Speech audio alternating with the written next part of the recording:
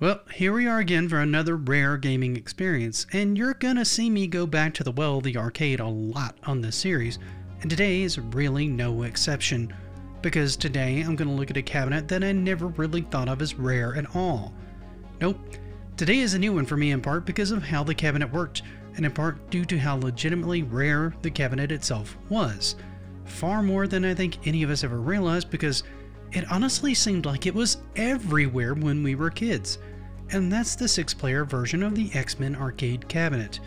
I know, I'm kind of giddy at having an excuse to talk about this thing, and I hope you're excited to get into it as well, because this thing is way cooler than I ever gave it credit for. So break out your quarters and line them up to see who's going next as we dig into one of the largest cabinets in the arcades, and one of the rarest ones as well, in the XMEN arcade cabinet. Now, most of us watching this probably know this, but the XMEN arcade machine was a beat-em-up developed and published by Konami and released in 1992, during what could be called in some ways the golden age of beat-em-ups, and XMEN itself, honestly speaking. You see, both of these had been steadily gaining in popularity through the 80s and into the 90s, with the beat-em-up genre being fairly new in the late 80s with games like Renegade in 1986, which is often given credit for starting it off, and Double Dragon for popularizing it starting around 1987, and really getting people's attention in 1988 with a sequel. At this point, the genre itself took off, with everyone wanting a piece of the action, and the X-Men were no exception. So it was that Konami started working on an arcade cabinet based off the X-Men animated series. Yep, X-Men, Pride of the X-Men. What, you thought I was going to say X-Men, the animated series? Me too, honestly. But no. There was a pilot of an animated series in 1989 by the name of X-Men, Pride of the X-Men, that would see Cyclops, Storm, Nightcrawler, Colossus, Wolverine, and Kitty Pryde along with Dazzler defending the world from Magneto and his Brotherhood of Mutant Terrorists.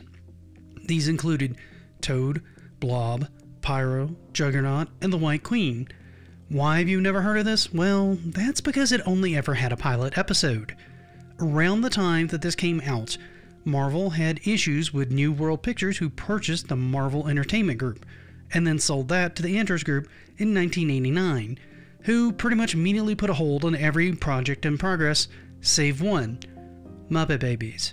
Eventually, Marvel would retool and rework the show into one that we all know and love today, X-Men the Animated Series. However, the pilot had a lasting impression on the game, with much of the cast of the game and many of its antagonists being worked into its development. Now, this cabinet was unique in a few ways. The first was the number of variants the cabinet had, with the 2-player, 4-player, and 6-player version all being released. The big daddy that everyone wanted to play was the 4-foot by 6-foot massive 6-player cabinet. The reason this thing is such a big deal is, well, the size. I mean, fitting 6 people comfortably in front of a cabinet is kind of a feat. This presented a few challenges though, not the least of which was making sure that everyone could view the action on the screen, and that, well, let's just say anyone that's played one of arcade versions of this that's 4-player can tell you this is tricky. Not only in view space, but in shoulder breadth as well. The reason remains, how do you do this without a super deep cabinet and a projector screen? Simply put, you use 2 monitors. I know this sounds like a no-brainer, but it was actually far trickier than it initially sounds. You see, the design of this was a tricky balance, because putting both the monitors in the top would make the cabinet back-heavy. This could cause it to fall. So Konami came up with a solution for this by mounting one of the monitor on the back, literally bolted onto the back. The cool thing about that particular choice is that it could be unbolted and put inside the cabinet for shipping. The other cool thing is where the other monitor was placed. It was inside the cabinet, pointed up.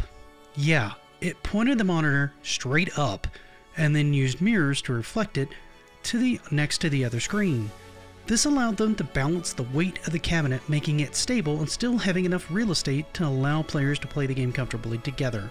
However, this version of the cabinet wasn't cheap to manufacture, making it so not many of them were ever produced.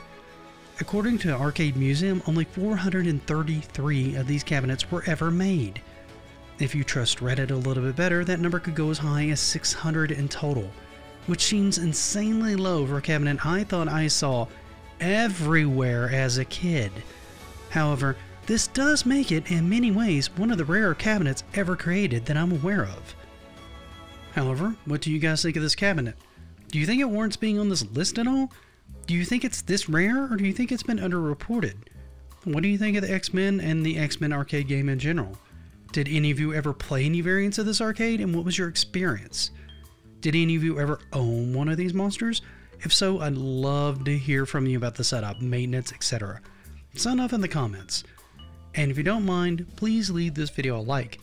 And if you haven't, consider following the channel. It really does help me out a lot. Until we meet again though, have a great rest of your day, and happy gaming.